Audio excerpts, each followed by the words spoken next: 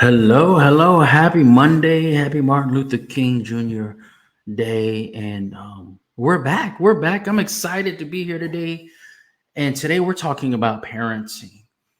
This is a Cope Life podcast where we focus on living a life of kindness, optimism, positivity, and empathy.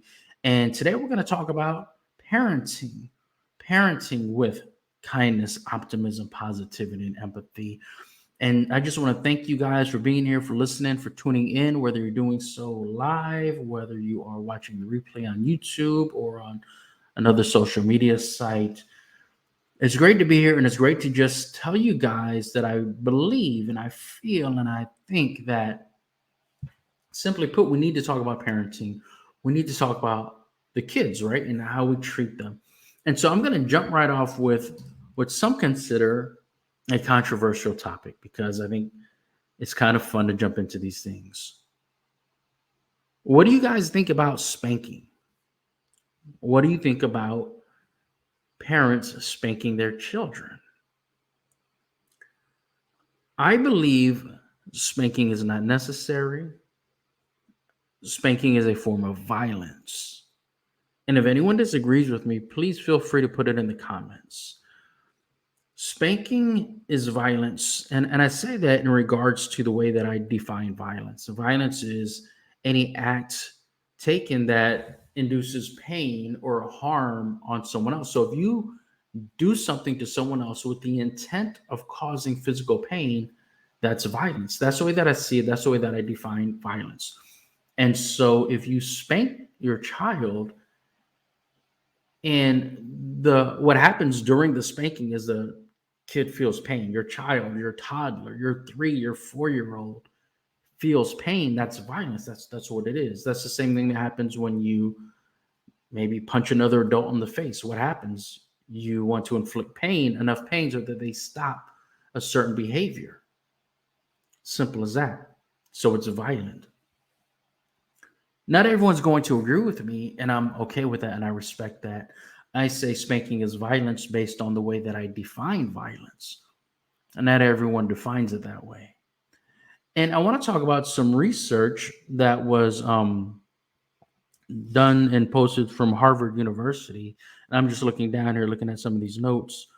Um, Lots of research has been done over many, many years. There's been a lot of studies, and a lot of studies have shown that children who have been spanked are more likely to develop aggressive, anxious, and depressive behaviors over the lifespan, including maladaptive behaviors in school. So, if children are being spanked at a younger age, by the time they get to elementary school, their behavior changes.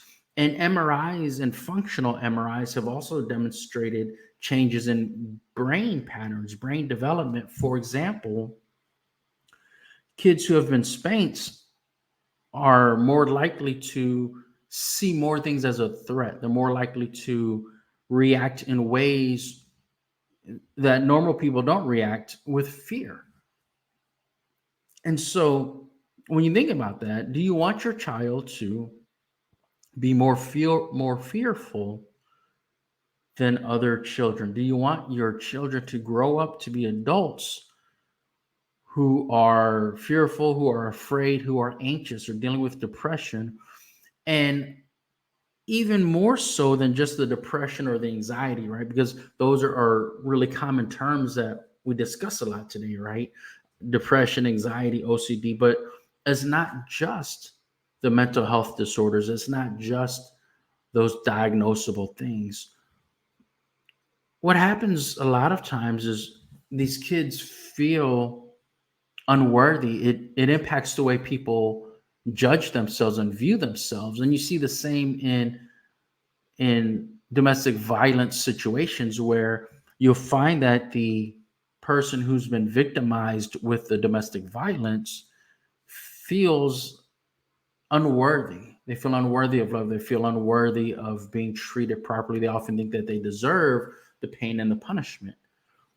And you will say that those adults don't deserve it, yet at the same time, you believe that a child does.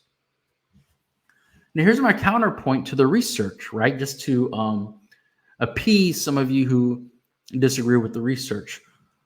All of the research that I have looked at involving spanking does not quantify the spanking. And I say that because I think it's very important. When we say children who have been spanked, children who have experienced spankings, right? What kind of spankings and how often? What was the pain level?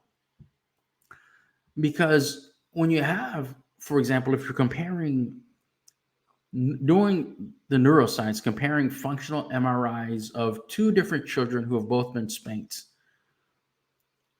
did they both receive the same amount, the same quantity of spankings, the same frequency?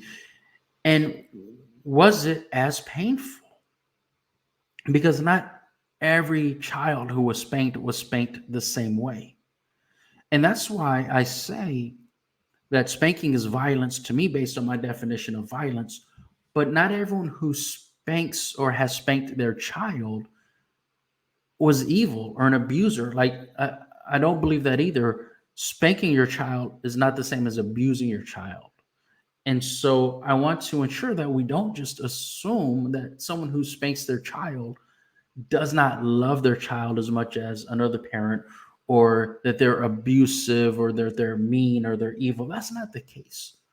There are children who have been spanked 3 or 4 times in their lives, and there are others who get a spanking 3 or 4 times a week. And so none of the studies differentiate between the two groups.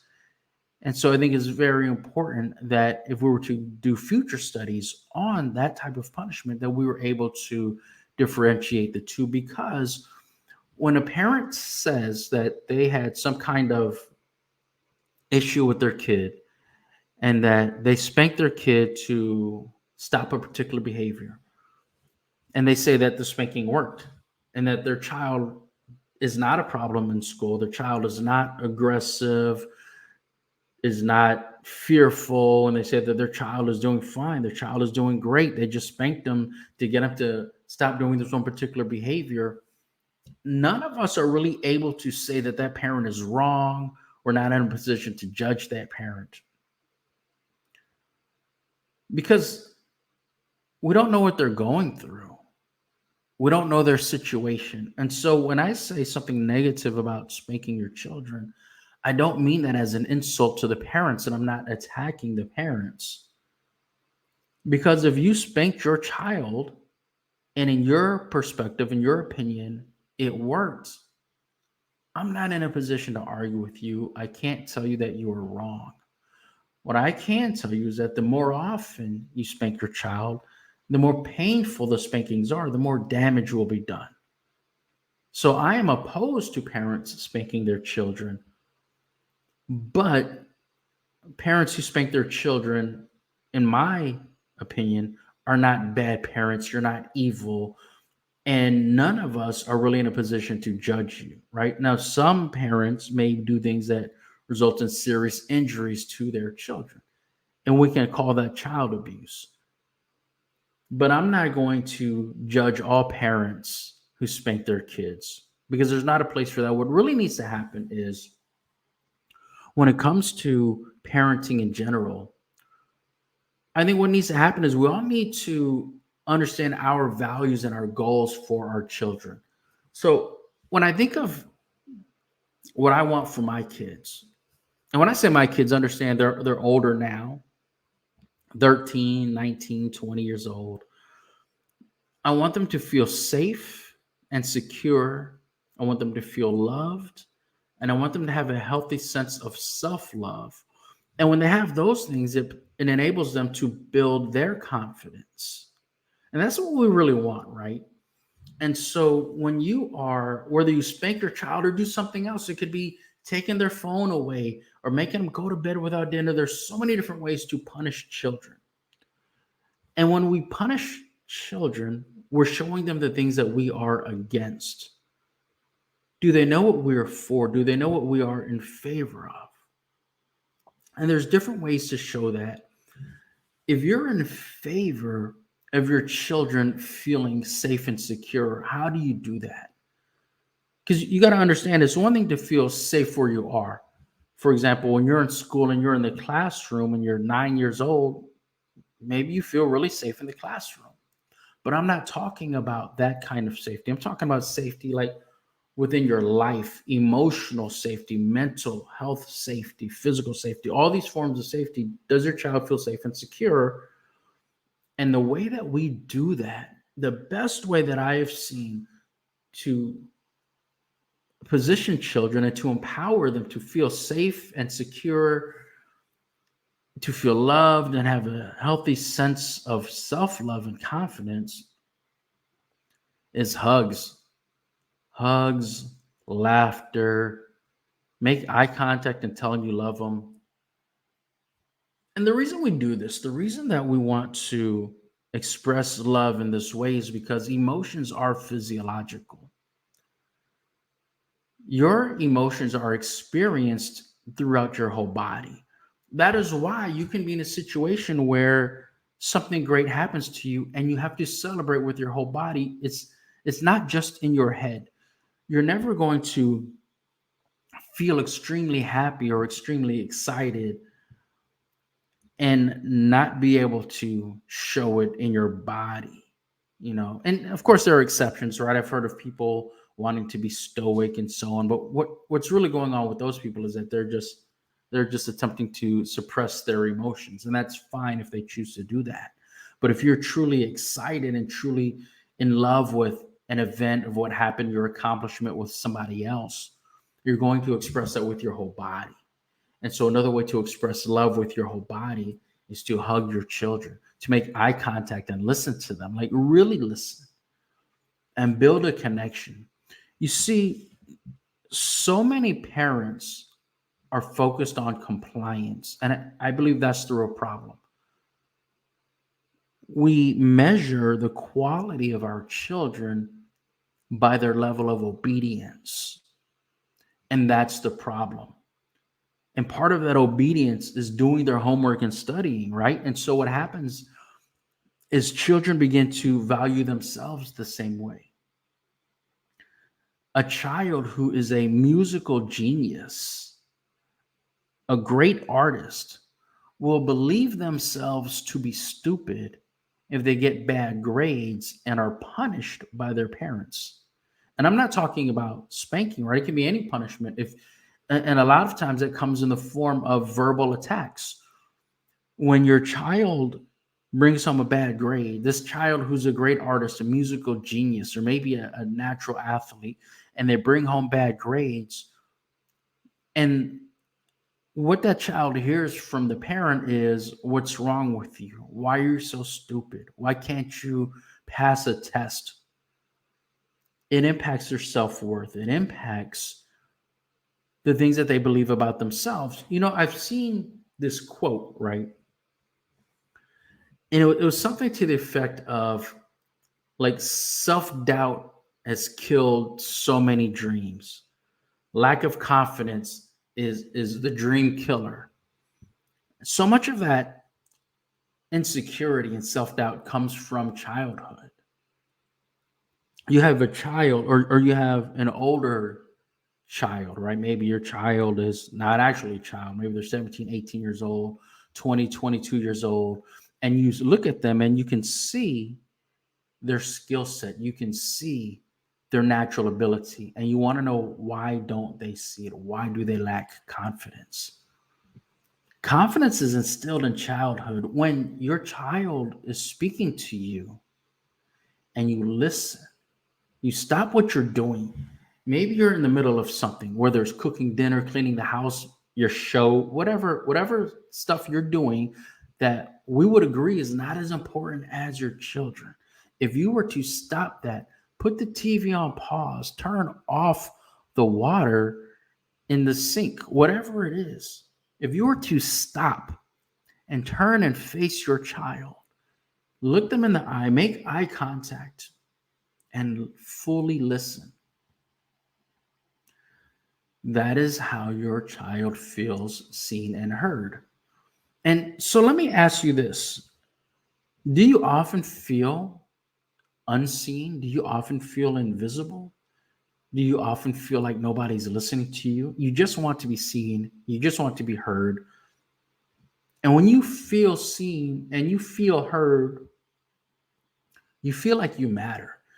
You see, there's lots of t-shirts and mugs and things posted on Instagram and all over social media that say you matter. It's one thing if I read on your shirt the words you matter. It's another thing if you listen when I speak to you. And I'm an adult, obviously, and I want to know that I'm important to you. I want to know that you care about what I'm saying, that you care about how I feel and what I think in my perspective. And if I don't feel that way, I have a lot of different options. I can just not talk to you. I can go talk to someone else, whatever. But children aren't that way. For children, they just want you to listen because they are seeking a connection. If something is important to them and they speak to you about it, is because they want to share that with you. They want to share their experience with you, the good, the bad, the ugly, the wins, the losses. Your kids want to share their experience with you. And if you don't just listen to them, you signify to them that their experiences, that their perspective isn't important. So if we want to build connection in a way that our kids feel seen and heard and valued, we have to hug them. Hug your children. When you hug your children, there's this almost transference of energy. There's this transference where when I feel this positive energy, you feel it too. And you know what I'm talking about because you've done that when you've hugged your spouse, you've hugged your parents, when you've hugged coworkers, friends, whoever it is, and even when you've hugged your children when they've had a bad day. They've had a horrible day and they're in tears, and you hug them, and what happens? They feel the energy and the love from your body, and you feel the pain and the struggle from their body. So what happens is you guys share in this energy, and you're the parent, and they're taking from you so they can begin to calm down. You're actually teaching them to self-regulate because their body feels your body. So they can feel your heartbeat. They can feel the expansion of your chest when you breathe. And so their breathing begins to slow because they feel your breathing is slow. Their heart rate begins to slow down because they feel that your heart rate is not elevated. So even the hugs are teaching children how to self-regulate and how to manage their emotions. And that is when they feel safe and secure. And that's what we want them to feel. And so then they realize that they can express their emotions, and then they can learn to manage their emotions. They can begin to regulate themselves through their breathing, through their heart rate. And they don't need to know all the science. You don't need to break down mirror neurons and the amygdala, the fight or flight. You just hug them. Make eye contact and listen. Give them your full attention. You see, you can't punish your kids when the teacher says they weren't paying attention. Yet at the same time, when your kids are talking to you, you fail to pay attention because you are leading by example at all times. One time my daughter got in the car with me. This was after school. And, one of my most absolute favorite things to do in this world is to pick her up from school and just drive home with her in the car. She's 13 now. And last year, she told me that some of her friends asked her, why is she so confident? They just said to her, why are you so confident? Why do you have so much confidence? And she didn't know. And we're driving home. We're on our way home from school. And she says, I don't know why I'm so confident. And then she looked at me. She said, it's because of you. You did this to me.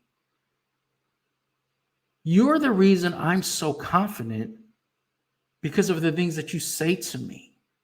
And I said, damn right. That's the whole point. And she started laughing because she understood in that moment that her having confidence is something that is so important to me. There was another time where she had conversations with some of her friends at school, and there's some things going on at school, and she said that she would never have to do that. And when she said that to her friends, I would never do that. One of her friends said, well, yeah, not everybody's dad is like yours. I'm not telling you I'm the best parent. I can tell you stories of times I have messed up thoroughly, but I'm proud of the fact that she is proud of herself and confident in herself. And she knows, and this is a feeling safe and secure part, she knows that I will always have her back over school officials and authority figures. You may be the principal of the school, but I'm her father. I know that everything that I do with my kids is out of love. And the principal, no matter what they say, they don't actually love every child in the school. That's absurd. And so, what I want you to think about is, do your kids know, truly know in the bottom of their hearts, that you have their back? And if you don't know the answer to that question, why don't you know that? And I'll tell you this, if you don't know the answer to that question, you don't have to go change a million and one things. You know, this episode is called Be a Better Parent Today. All you have to do, two things that you can do starting today, starting right now, and then you can build on this. You can hug your children more, and you can listen when they talk to you. Think about that. How valuable is that to you? How valuable is that to you? When you go into your parents, your siblings, your significant other, and you want a hug, how important is it to you that you get the hug that you want? Now, a lot of people have children who will not initiate the hug. Well, you're the parent. If you can initiate dinner, if you can initiate getting ready for bed, you can initiate the hug. And if you don't hug your parents that often, I mean, your kids, parents too, if you don't hug your parents that often, it might feel awkward at first. But what happens is when you share those positive energies and you relax and you drop your shoulders and you take a deep breath and you feel the love and the positivity, you realize that, man, a hug is like a little miracle. It fixes so many things. And if you don't believe me, here's how you can test my theory. Just go hug your kids and see what happens. Hug your kids and ask them how it made them feel. Did you like it? Do you like want to give you hugs? Would you like me to hug you more often? And you will find that if you begin to hug them more often, other things that you want to happen are going to happen in time. So you don't have to make this, this great big plan on how you're going to build confidence in your children. They cannot build confidence if they don't feel seen, if they don't feel heard, if they don't feel safe and secure. So when you're giving them the hugs and you're listening to them and you have their back, when the teacher says something negative about them, you reach out to that teacher and you say something like, hey, don't talk to my kid like that. You're not going to do that. And then they know that you have their back, then that is what empowers them to build their own self-confidence. That's what gives them the confidence to try out for different teams, whether it's the cooking club, the robotics club, the soccer team, the basketball team, whatever it is. There's ways to position them to build confidence in themselves. And it starts with them knowing that you have their back, knowing that you love them, and you express it freely. You're not embarrassed. You're not ashamed to hug your kids anywhere. And you can do the same with your parents. You think your parents are feeling down? You think your parents are feeling kind of off? Give them a hug too. If they have something to say to you, listen to them. Don't interrupt. Don't interrupt. Listen. And to understand that the reason you're listening is not just to understand the words that come out of their mouths. The reason you're listening is to build connection, to enhance the relationship, and to let them know that they are loved and cared for and that they matter. So that's my advice to you: how to be a better parent today, how to be a better parent right now. Go hug your kids, tell them you love them, and when they speak, you give them your undivided attention. Let's stop focusing on compliance and let's begin to focus on connection. And that's where the love builds. Thank you so much for joining me. I appreciate you. I hope that I provided you some value. And if so, please, please, please go to my YouTube channel, hit the subscribe, like the video, comment, watch some other videos. Let's build this community. Let's get things going. This is an exciting year. I appreciate you being here, and I hope that you have a great week. Thank you very much. I appreciate you.